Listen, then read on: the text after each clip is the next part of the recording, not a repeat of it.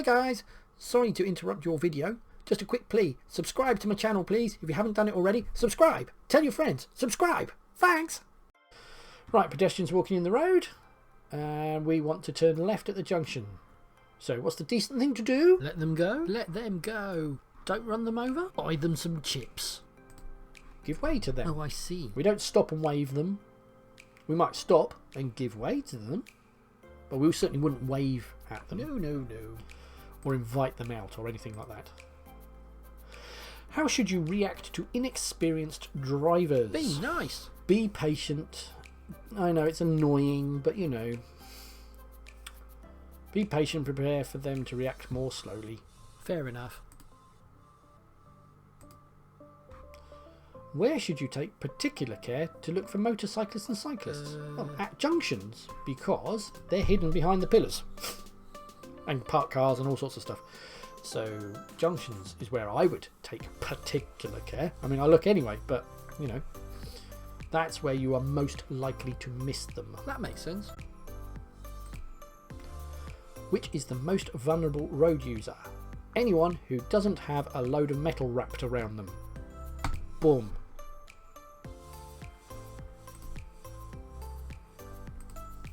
You're approaching a roundabout. What should you do if a cyclist ahead is signalling to turn right? Stay away, man. Stay away.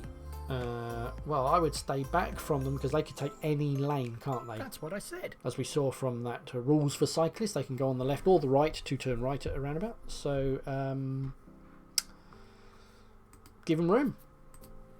Again, be nice, be considerate. Don't take any risks. You're following two cyclists as they approach a roundabout in the left-hand lane. Where would you expect the cyclists to go?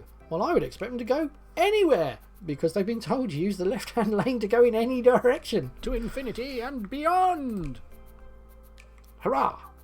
I am correct. Nice. You're driving towards a zebra crossing, so look for zebras. What should you do if a person in a wheelchair is waiting to cross? Be nice. I hope you're getting the idea of this now. What's the considerate, nice thing to do?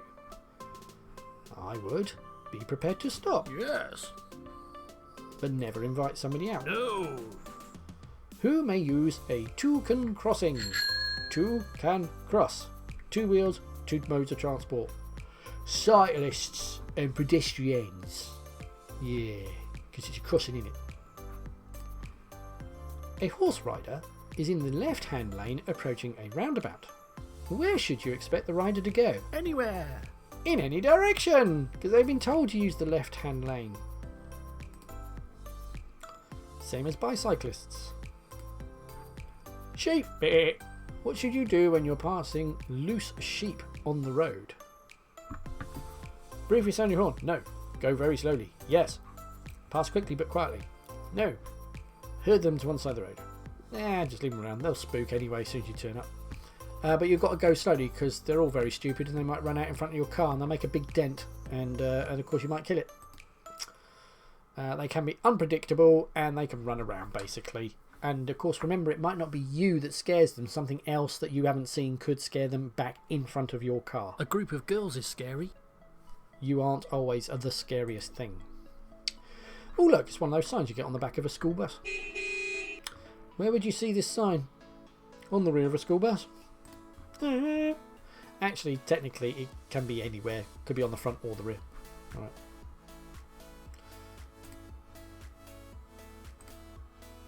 What is the purpose of these road markings? Cast your mind back about 5 minutes ago.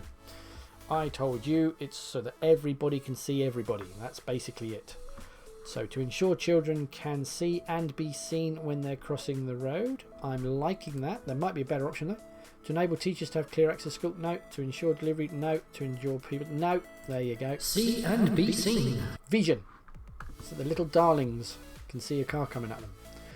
What hazard should you be especially aware of if you're turning left into a side road? Turning left into a side road. Okay, so let's have a look. One-way street. Well, you should just be aware of that anyway. Traffic congestion, yeah, alright. Pedestrians, love it. Because of course at the end of a road that's where pedestrians tend to cross, isn't it?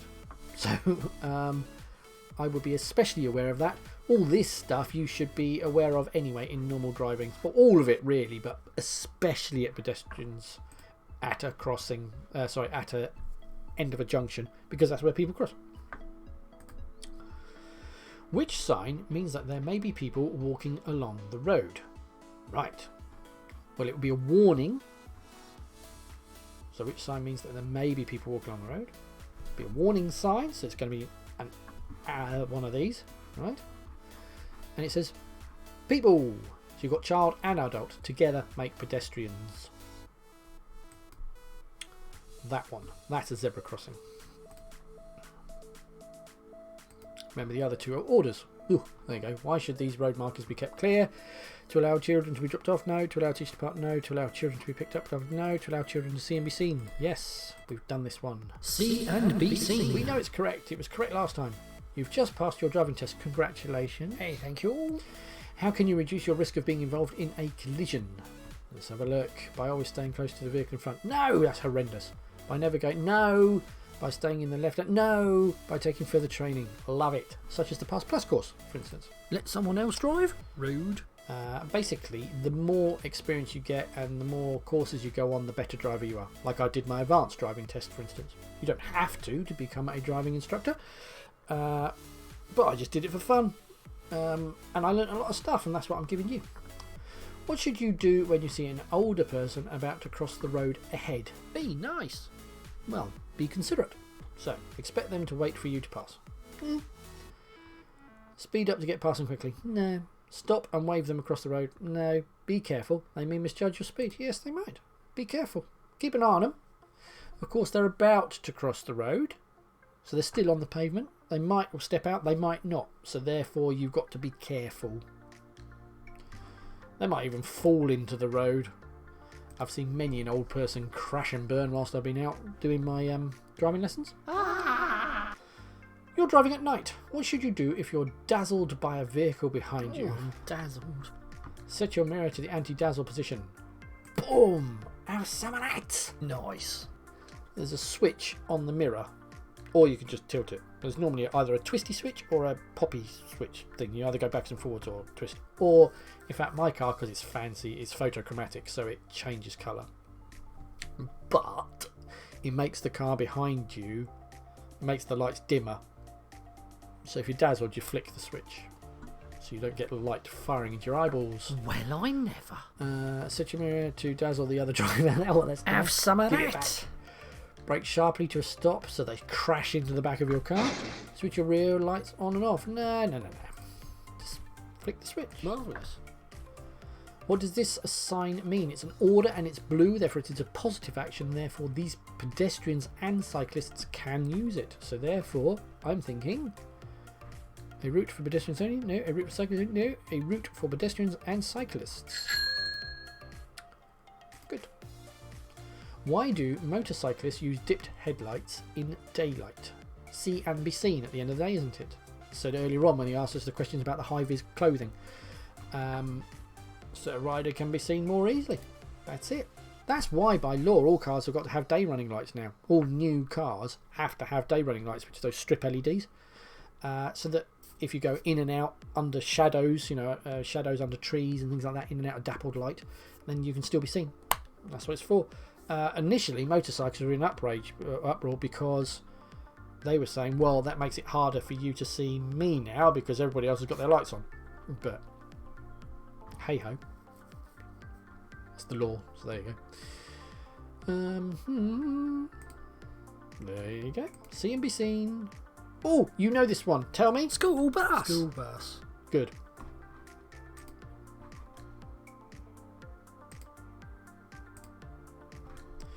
You're on a country road that has no pavement.